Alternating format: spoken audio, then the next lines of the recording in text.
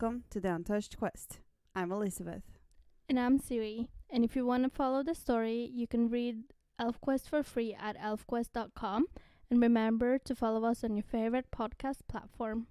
So this is going to be a special episode that we have decided to dedicate to Rayek.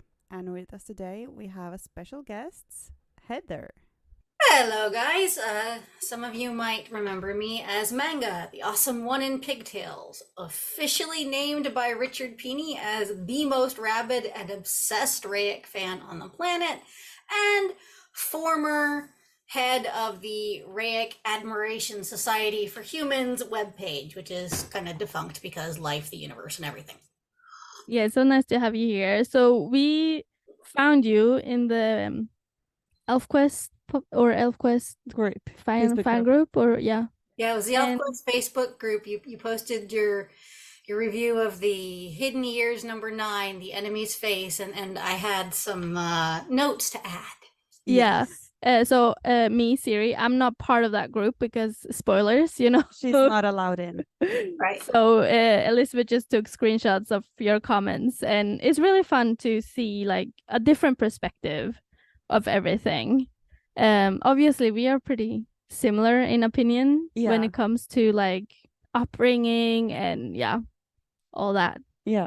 Well, I didn't finish listening to it because I figured nobody needed to hear me ranting. Well, I didn't take it like negative, everything you said. I was like, oh, this is fun, like discussing everything, because I didn't think about it that way and everything that you said. Like you started with like the first thing when the parents were harvesting the food. They were working and the garden, and as far as I can see, their solution to childcare was to tell a 2-year-old to sit patiently in the hut by themselves. That doesn't really work with a 2-year-old. Well, they were working, and I understand that, yes, they were during a drought, and there was a lot of stuff that they had to do that they maybe would not have done in another situation, but like there's no sign of another elf, the babysitter elf, coming after him. No. Or any like younger elf that could have just entertained him. Yeah, like what about that one elf who said, "Oh, I've never seen a baby before." Could have been excited playing around with the baby. Yeah, it's like, okay, here, baby. Sure. Yeah. Or just, take turns. Like the grown-ups needed a break, I'm sure. Yeah. And so with a village of like 40 some adults, somebody gets to be on baby duty. Or as I mentioned in the thing, there's lots of things. Like my mom, the back third of my yard was a garden when I was growing up. And my mom had grapes and tomatoes and sunflowers and all kinds of stuff. And I remember being out there with her. And there's things you can task a little child with, like, pick off all the bugs. Yeah, it's so true. Point out this one particular weed and have them pick out that weed. Yeah, easy stuff that you can do no matter your age.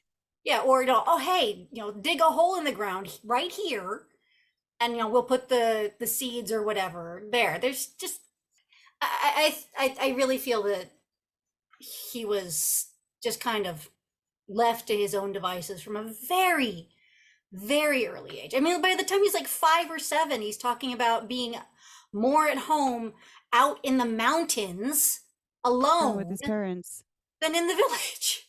Yeah. And I'm like, okay, I have a 6-year-old. The idea of letting him wander around the mountain when there's mountain lions and jackals and crevices to fall down and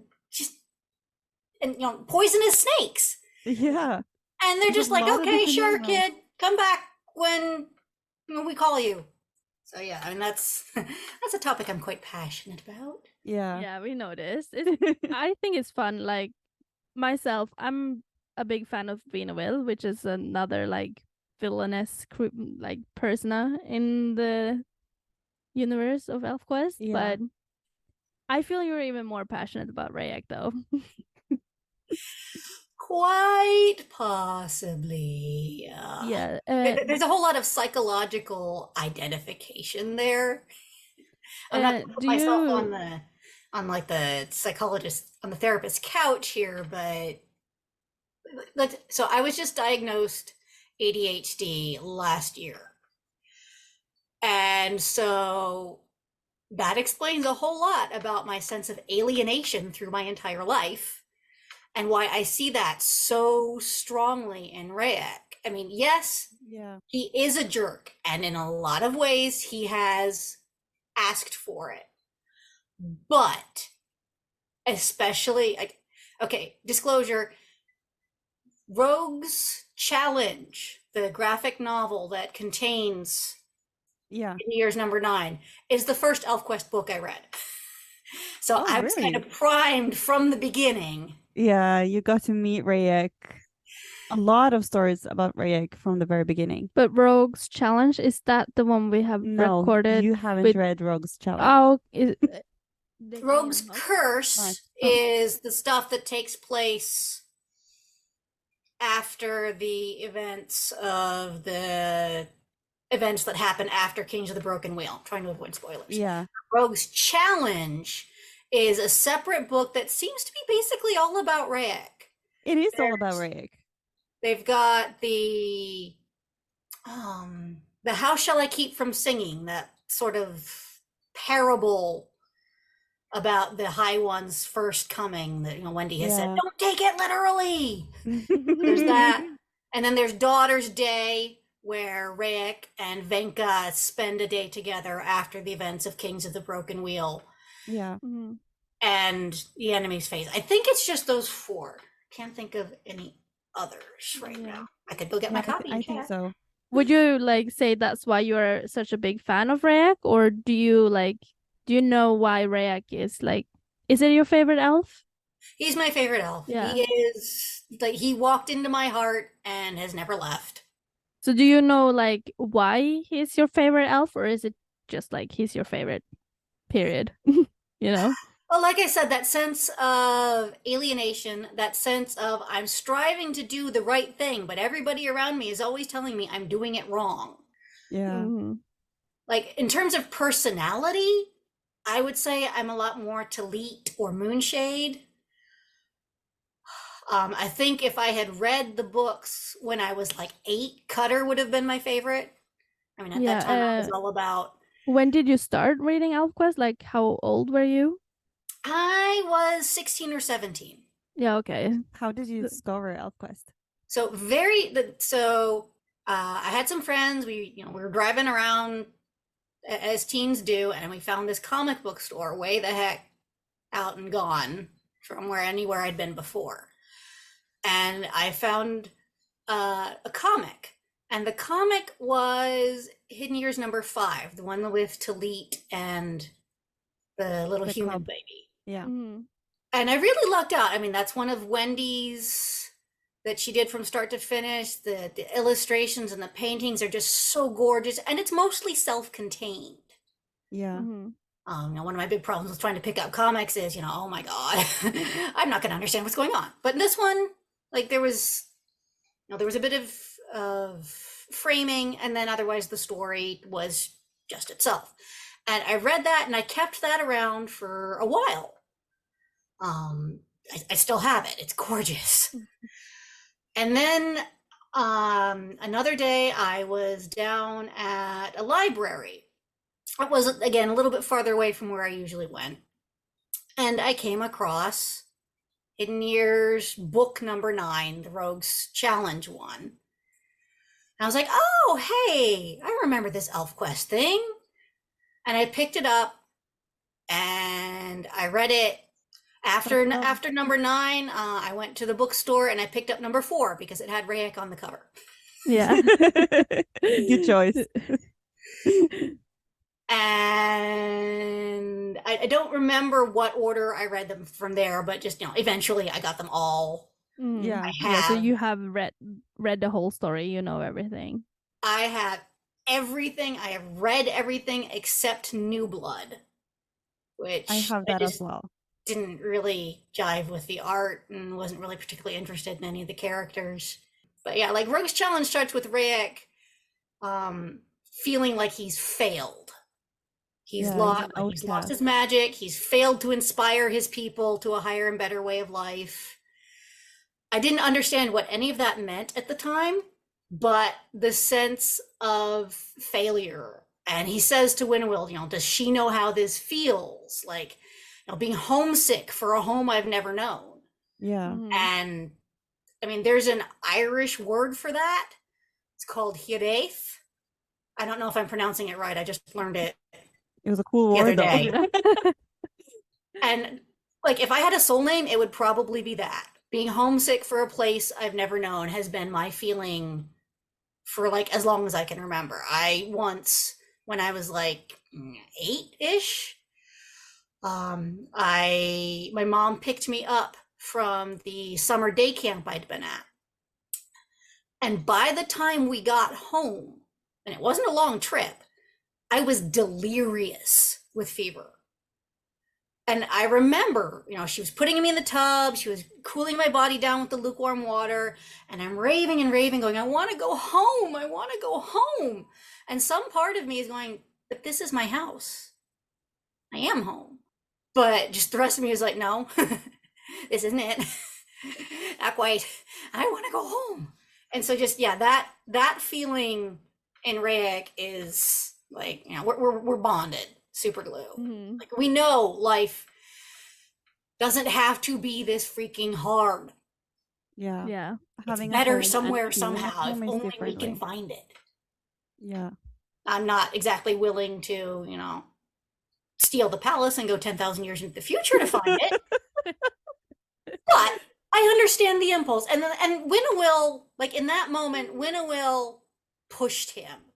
I think if she hadn't said anything right then, he might not have done it. And I'm not blaming Winnowill. He's still culpable for his choices. But we can't look at people's choices and completely disregard why they think that is a good thing to do. I mean, unless they are literally completely out of touch with reality, insane, they think that's the right thing. And that's my problem with Cutter and that whole thing, was he immediately jumped down Rayek's throat with both boots, yelling and threatening to kill him and just all kinds of bullshit. And it's like, dude, if you had shut up and let the ones that Rayek respects, in your own words, reason with him, I don't know that it would have went the way it went. Again, I'm not excusing Rayek or saying it's all Cutter's fault, but I am saying that what Cutter did was probably one of the worst things he could have done. He knows Rayek and he had issues, but he pulled the I am chief and you do what I say thing to somebody who hates his guts and doesn't really respond to I am chief and you do what I say. Yeah, Rayek does not. Two to tango, so. Yeah. It is. Again, I wish that authority anyway. So yeah, I wish that Cutter could have like he did. I go back over it again and again and again. He did say something about knowing that the ones they left behind were worse than dead. Yeah. Okay, no, that particular wording, that's from the end. That's the end, because then Ekwar says, "Nor could I," and that's what hits Rayek. Yeah, realizing that even Ekwar wouldn't support him. Yeah. Cutter did say something that kind of addressed it, but just I can't blame Cutter for not knowing about all the twisty little corners in Rayek's mind and heart that led him to want that. But I can kind of blame him for saying things like, you've never known peace here. Well, I guess that's just too bad, and you're going to have to go crazy like all the other long-lived elves. I'm like, dude, your wife, or life mate, sorry, wrong word, and your son are immortal. So you're just like, oh, well, I guess they'll just, be dead before they go crazy. Can you not stop and see why somebody who lives a completely different lifestyle than you might not be content continuing as things are. Very true. Yeah, and then going a little bit back to the beginning, do you think like Rayek would have been a total different person or had a different like way of thinking or being if he like was more supported by his family and the village? Or do you think he's 100%. more just Rayek, you know, like 100%. If a village of 40 something adults had not left a one-armed elementary schooler to feed them, said child might not have gotten the idea that nobody around him knows what they're doing and it's up to him to fix everything. so true. Like I think it was harder for me to see it because I first got to know Rayek as an adult and then like see his upbringing. I was more like, oh, that's why he is that way because like X, Y, and Z and like his parents didn't care. But then maybe reading it the opposite way, like looking at his childhood first and then his later life, it makes more sense. And the villagers seem to be preferential vegetarians. Definitely. Yeah, at least most of them. Yeah. And the way his parents are like, animals live like that, and sadly in bad times so must we. Like they do then, say you made a brave choice. But I just wonder how much of a negative attitude they had about it that he picked up on. Yeah, or just a feeling of them not being the whole them, they look down on it, animals live that way. And I just see a lot of like his separation, aside from his isolation on their side. On his side, it's defensiveness. Like first, like he's a bit of an outsider for hunting, for killing meat, and then he's a bit of an outsider for his magic that nobody else really has or really understands, and they start putting him up on this pedestal. One of my problems with the Sun folk, just in general, is the pedestal that they put their magic users on is not good mentally, healthfully, no, they're not emotionally. seen as like part of the tribe. They're kind of responsible for doing something. And they're treated as special. So what I see happening to Rayek is a whole lot of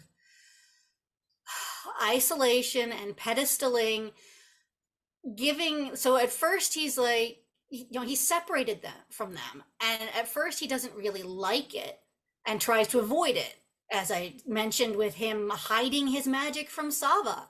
At first he wasn't all like, hey guys, I've got magic, you all love me. He was, his response was, I'm gonna hide it or they won't respect me as a great hunter. And Sava's different. Like at a young age, he recognized that the magic users were already different. And it was okay for Sava because she was the mother of memory, but he was just a little boy. And on a level that he maybe couldn't articulate, I feel he knew that that wasn't what he wanted for himself. Mm-hmm. Only he got it anyway, which led to a kind of sour grapes attitude. Okay, well, I'm not one of you. Well, then that's good because you all suck. Yeah. Mm-hmm. And also, back to your question about if his parents had supported him, there's different kinds of attachment they refer to in psychology, like insecure attachment or secure attachment. And he has a very, very insecure attachment type. Like it looks secure because he clings like a freaking burr. Yeah. But it's because he knows that his parents didn't even stick with him. And Lita was playing maybe yes, maybe no for like 600 years. Mm-hmm. Mm-hmm.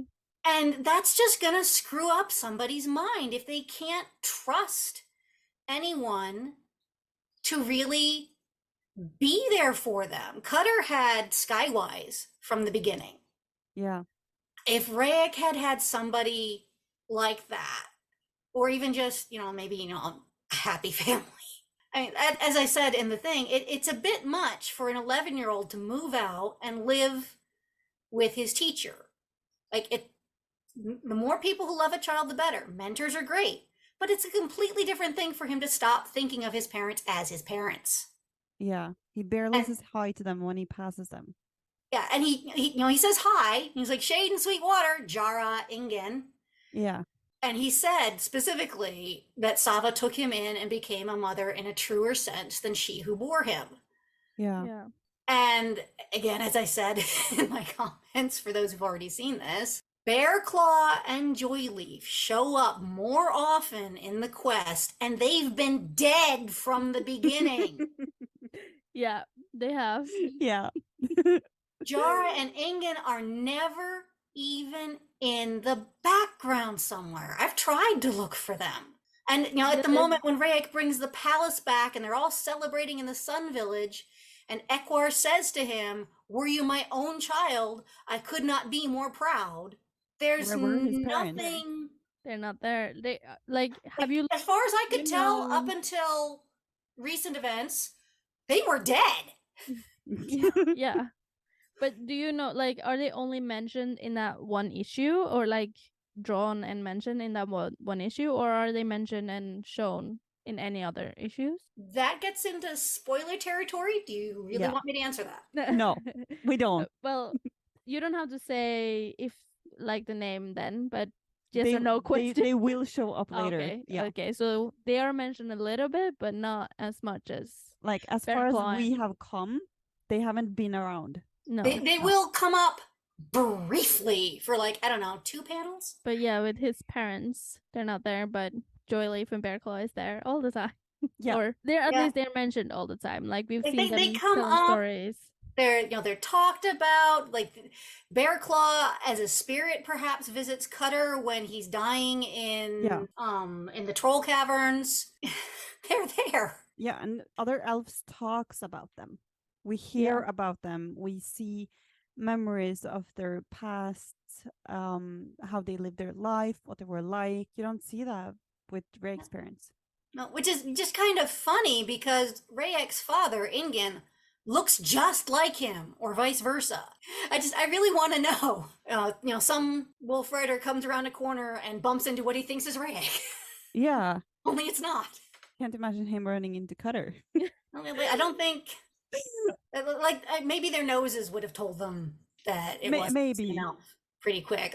Aside from the fact that they dress nothing alike and don't have hair at all. But meeting Cutter, being angry, seeing someone that looks exactly like Rayek, the other senses may go out the window. Yeah, Cutter, they might. He's pretty short-tempered sometimes, so. Sometimes, yeah. Yeah, what does it matter if you have the manners of a troll and smell about it? So true, though. Yeah.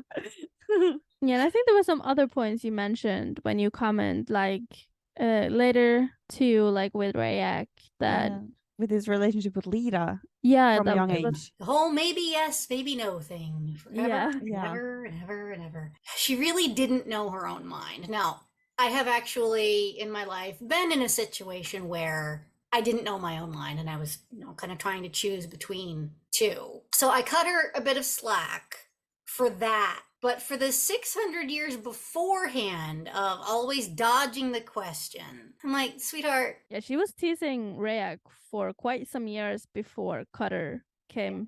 So the novelization of Journey to Sorrow's End says, he'd always been hers to hold at arm's length or pull in close on a whim. And she was perfectly happy with that. And okay, once somebody asks you to be their life mate, you don't have to say yes. No. But you do have to say yes or no. Yeah, but she didn't say no either, did she? No, she just avoided answering. True. She dodged it. She let him down gently, but she was never flat out, this is not what I want out of life. No. I don't want a life mate. No. Not until, I can't remember if this was in the novelization or if it was in the audio movie, but they added a few little scenes. Yeah. And she does say something a little more direct, and basically says, we have each other, isn't that enough? And he says, no, that's not enough for me. No, because he wants something totally different than what she wants. Right. And like when he's up front, this is what I want, this is what I'm looking for. Yeah. And she's just like, okay, well, I don't know, maybe. Yeah. Yeah, just there were a lot of early influences in his life that left him, desperately seeking somebody who would stick with him. I mean, look at how he's glued to Ekwar. Yeah, he's the only security he kind of have in his adult life. Literally. But he's the only one who actually taught him magic that he can use. Like now, he's the one who helped him get stronger too. He helped him strengthen his magic. Yeah. I mean, so there's that. But just in the Troll War, when Rayek is taking Lita and Ekwar across the cavern, and he's trying to shield their eyes from the obscenity that's taking place below. It says, these are the two beings dearest to him in all the world. He's still that's probably gonna be a spoiler question. I was gonna ask if Rayek ever will let go of Lita, but that's probably a spoiler question. Well, I don't. Yeah. It depends on what you mean by let go. I don't think he will ever completely let go. I think that she will always have a special place in his heart. Yeah. Because now he kind of got Winterville, but he's still also clinging to Lita in a way, feels like she will always be there for him in some manner, and he for her. Yeah, they were each other's closest companion for 600 years. That doesn't just disappear, but... And Venka said, this isn't a spoiler, it's in Hidden Years, Daughter's Day. She said that despite everything that happened in Kings of the Broken Wheel, Lita still speaks as fondly of Rayek as he speaks of her. And this was after he told that story and, said that, she had flown just beyond his reach, but he would always follow with hand outstretched. So, and that's always going to be a thing. Whether or not, he gets into an emotional place where he can let her live her life, I will not comment on, because that might be spoilery. So, do you have any recommendation for people like us who needs to become better friends with Rayek? Because obviously we look at him as the villain. He's not a villain. He's an antagonist, but he's not a villain.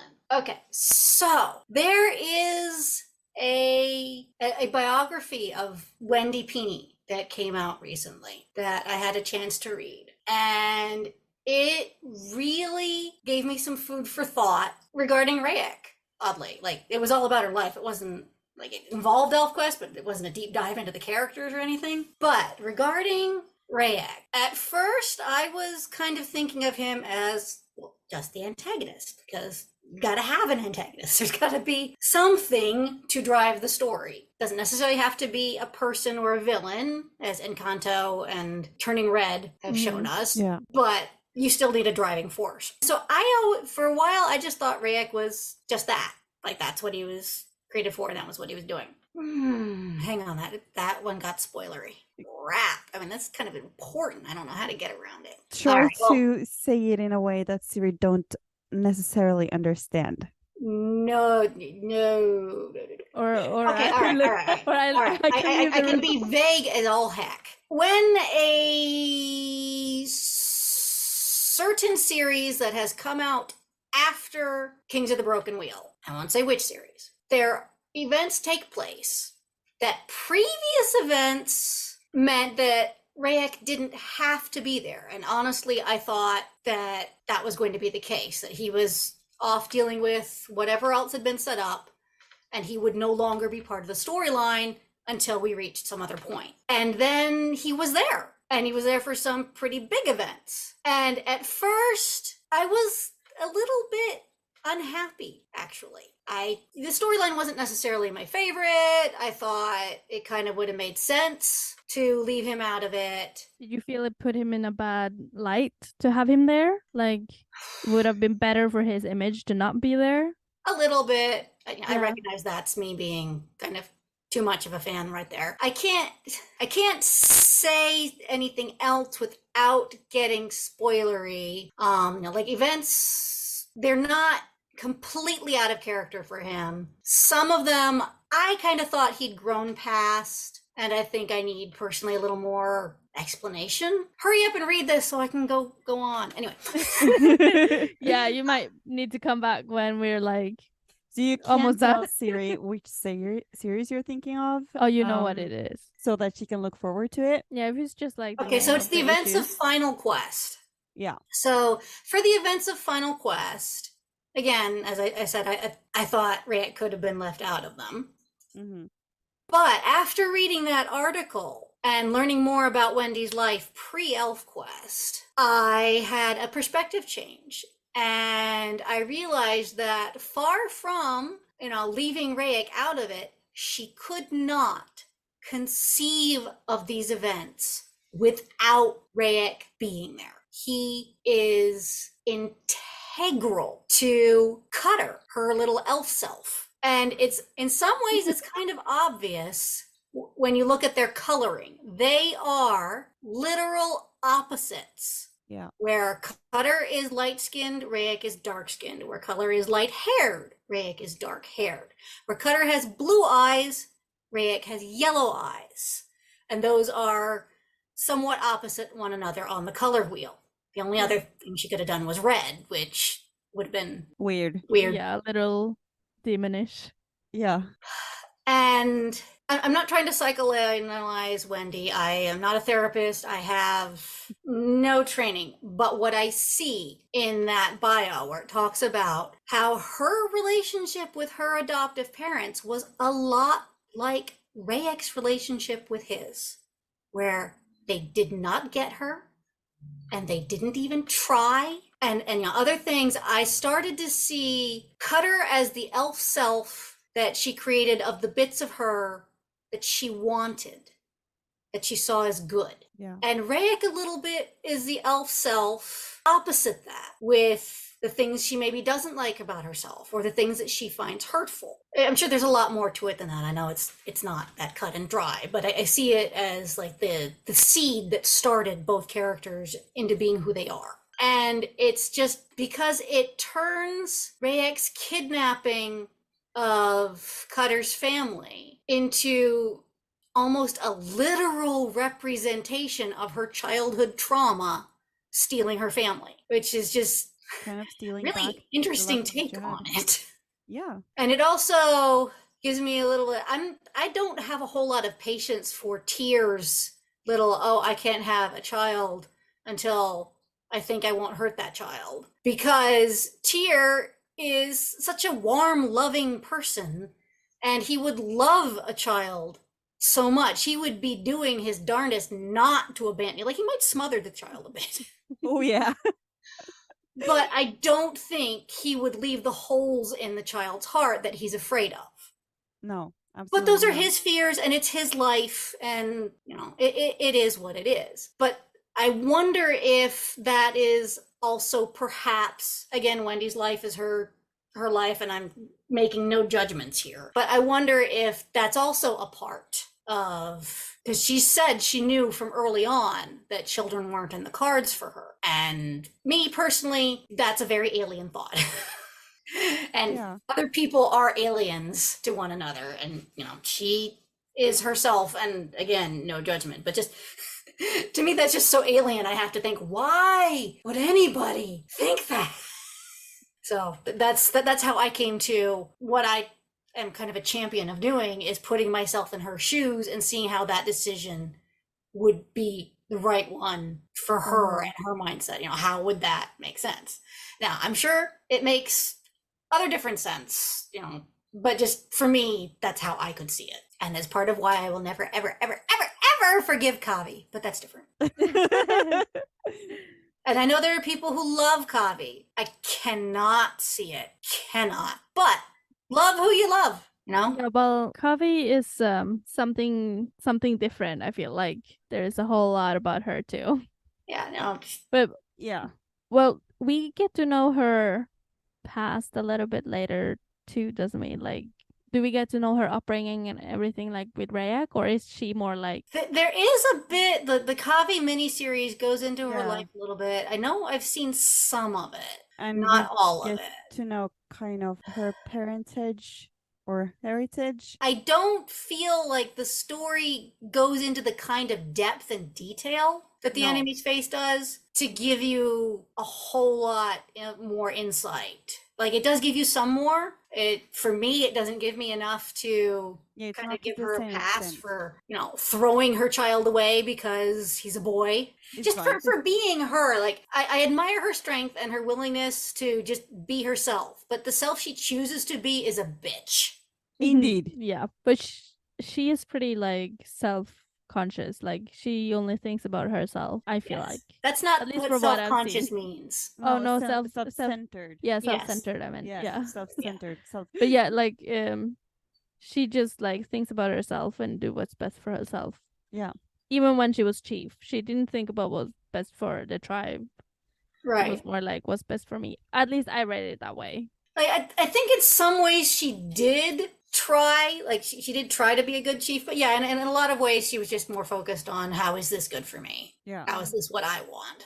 Like, looking at Rayek, I don't think he is that way. Like, what he does, he thinks is the best for everyone. It's not like I want this because I feel like that's better for me. Like, he tries to do it for the better good for everyone. He just like struggled to listen to everyone. I feel there's a like I said early on, he got the idea. Like Jean-T said that Rayek has had his one rigid idea of leadership as long as Jean-T has known him, and I would dearly love to know if Jean-T's older than him or younger. That would make that would either way leads to some very interesting dynamics for Jean-T and his admiration for Rayek.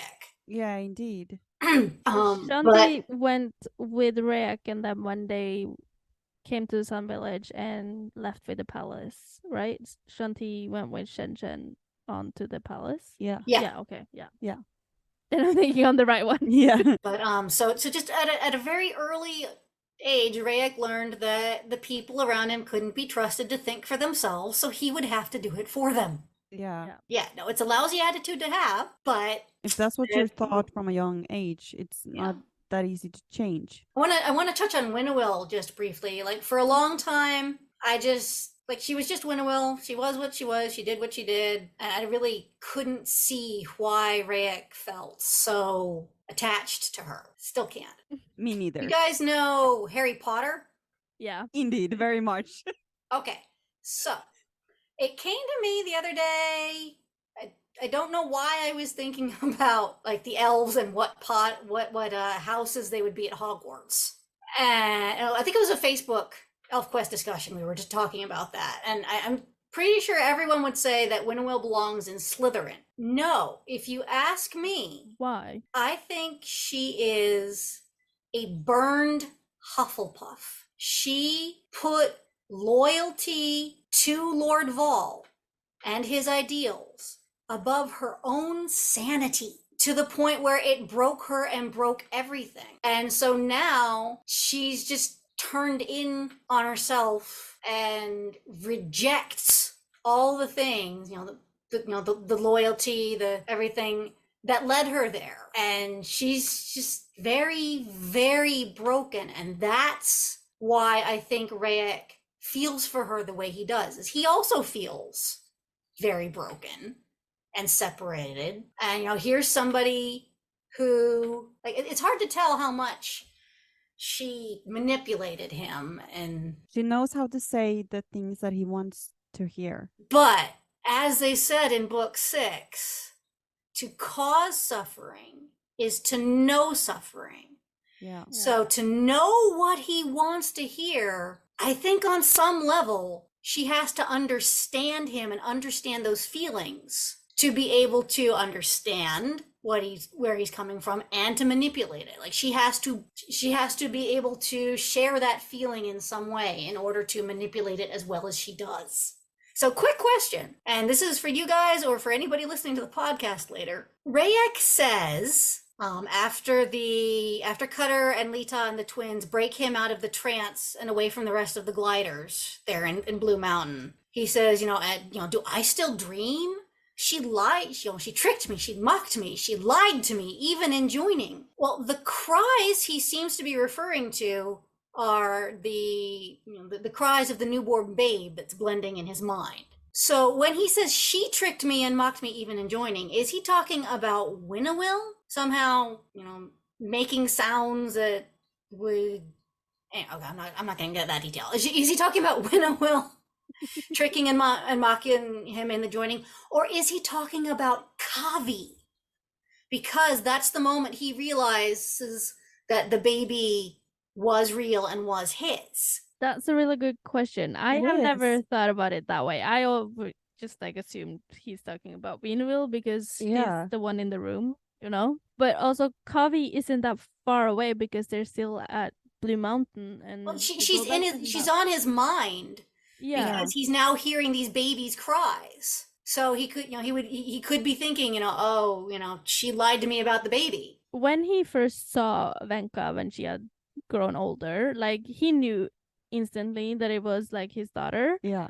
So maybe it has been buried in his unconsciousness for so long that he knew. When he went back to the Frozen Mountains, back to the Go Back Lodge, in his fight with Kavi that ended up with the Go Backs being banished, he says, "You lied, you killed her, you didn't want her." So at this point, he thinks the baby was real and was his, and maybe was weak for being born out of recognition, and that Kavi just let it die because she didn't care. And that has to play on his mind as well, feeling this sorrow of he wanted that baby so much. I've lost he went every day to ask if the baby was born, so he was eager to get the baby. Yeah, every day to ask if he was born.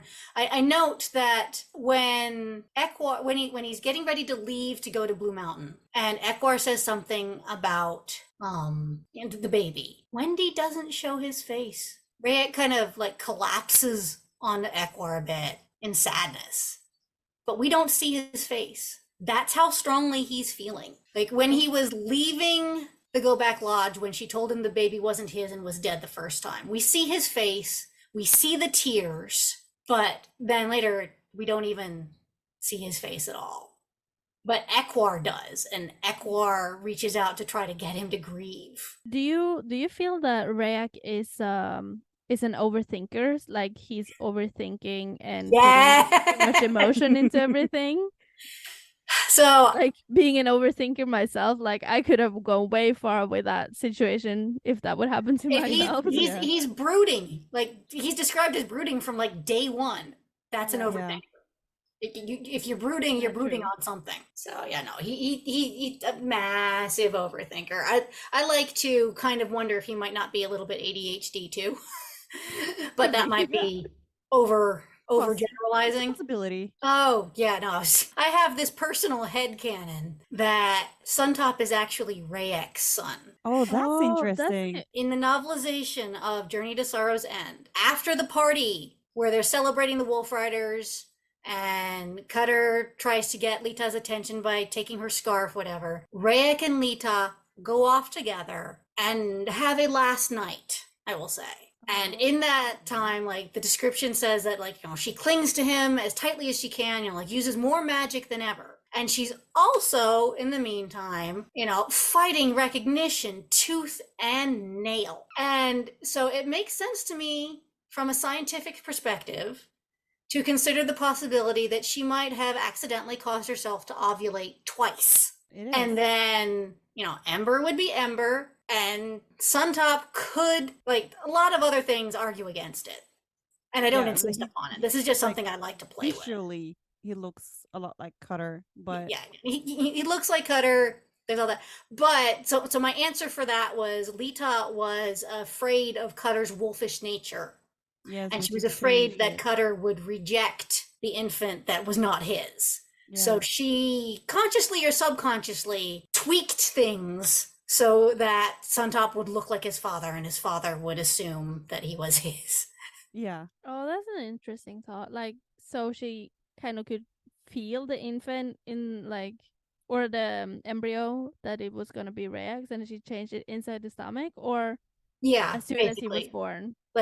She just, No, because when he was born, like we can see him when Cutter's holding the babies, and there's this very little blonde head. So she had to have done that before he came out, and which I mean, they see. say she did. Somehow she helped Ember become full Wolf Rider and Suntop to be full elf, and she did that within the womb. So this is a potential thing that could be. It's probably not, but it's something I like to play with in my head. Yeah, but is there something like with the elves when both parents are of magic that it's more likely that the cub will be of magic, or is there just like it's like recognition? The whole point of recognition is that it makes for stronger, healthier, better babies, and they often have some kind of magic, even if one of the other parents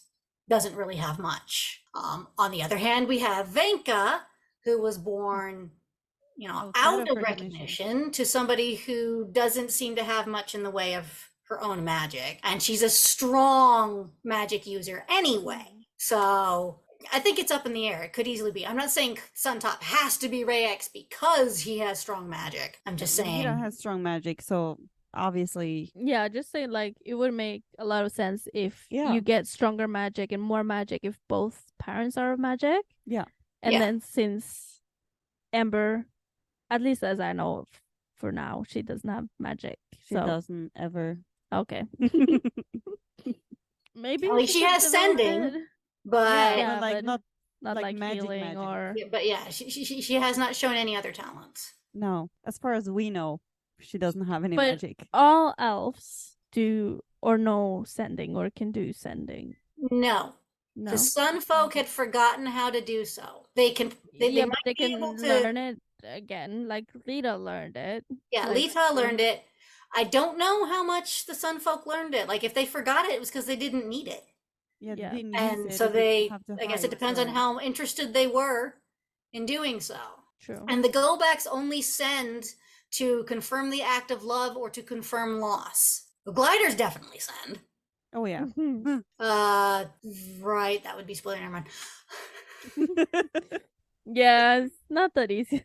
It's hard. There was actually one episode I was not allowed to listen to because Elizabeth put in a spoiler, but I did not notice the spoiler while we recorded it. I said something that was really spoilery, but she didn't notice it. And she was like, "Don't listen to the episode, the spoilers." You're not allowed to listen. You're not allowed to check it, anything, because I edit everything. If I find something, she can listen to it. Didn't you edit out the spoiler? No. Or was it too much part of the conversation? It was a really good part of the conversation, and I kind of like whispered it into the microphone to myself, and she didn't hear it. So if a listener would listen, they would kind of hear me whisper a spoiler into the microphone. Yeah, it's not easy to not do spoilers. Yeah, it's kind of like a little Easter egg if somebody can find it. It's in there. Oh yeah, is there anything more you want, like, do you feel there's something we left out to talk about Rayek, like something you really something I could mention briefly in the time we've got left. I was really nervous going into the audio movie about how Rayek's part would be scripted and how it would be acted, but when we listen, when that started, and the voice actor Pun Bandhu, he talked about how he came to the character, and he said that he'd originally been a Skywise fan. Going back over and looking at all this, he was realizing, wait a minute, Rayek was the hero before Cutter showed up, and I was like, yes, thank God, somebody gets it. I don't expect it to the story to be rewritten as if Rayek's right all the time, because he's not. But no one is right all the time. No, not even Cutter. No. But it was such a relief to hear that somebody, not just somebody, but the person portraying Rayek understood where Rayek was coming from. Yeah, were you happy about the way they portrayed Rayek in the audio movie? I thought he did a brilliant job. I looked him up on Instagram and told him so both times. But like especially at the end when Sava and Rayek are talking before he leaves, when Sava says, you know, Cutter and Lita have joined, they are life mates, and I forget Rayek's exact words, but he honestly sounds like he's kind of both crying and laughing at the same time. And it was just a thing of beauty. It was just gorgeous. So quite happy. That's good. That's good. Yeah. Yeah. So thank you very much, Heather, for coming with us today on this podcast episode. You're welcome. Thank you very much. It was lots of fun. I don't really have anybody to geek out about Elfquest with around me these days. Well, you can always geek with us. Yeah. It's fun. I think it was really interesting to see a different point of view for a character. A good conversation and like I don't necessarily have to have converted you, but I'm glad you know to have opened your eyes to other angles. Yeah, you definitely have. Because Rayek has so many angles. He is so sharp. Anyway. Thank you so much to Heather for joining us today. I learned so much about Rayek. We hope you all enjoyed this episode, and we would like to host more guests in the future. So for the next episode, we're going to talk about Rogue's Challenge, Hidden Years number 9.5. So until next time, go recognize a troll.